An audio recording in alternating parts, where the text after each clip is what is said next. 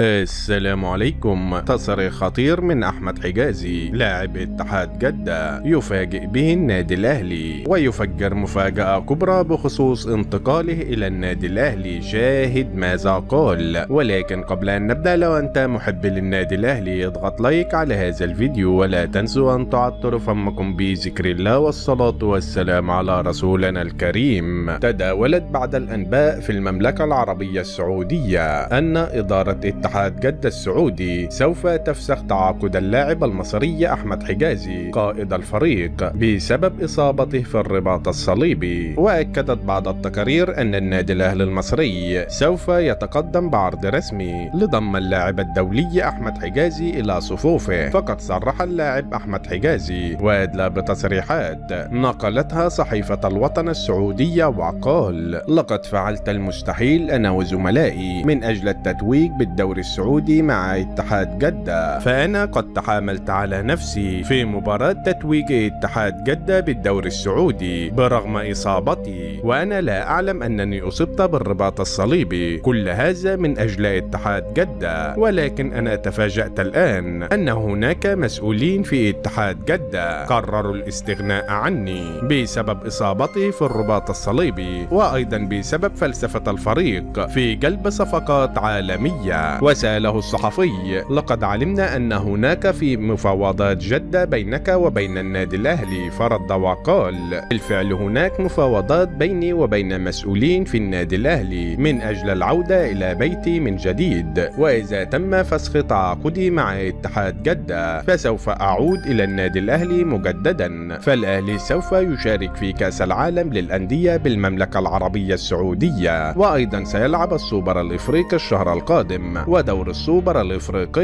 فالأهلي لا يقل عن الأندية السعودية، فالأهلي فاز من قبل على الهلال السعودي برباعية في كأس العالم بالإمارات، فالعودة للنادي الأهلي ليست مستحيلة، وأتمنى العودة فعلا للنادي الأهلي بعد تعرضي لهذه الخيانة من جانب مسؤولين اتحاد جدة. وفي النهاية عزيزي المشاهد، ما رأيك في حال تعاقد النادي الأهلي مع أحمد حجازي؟ شاركونا بآرائكم في خانة التعليقات، ولا تنسوا الإعجاب بهذا الفيديو والاشتراك في القناة ليصلكم جديد.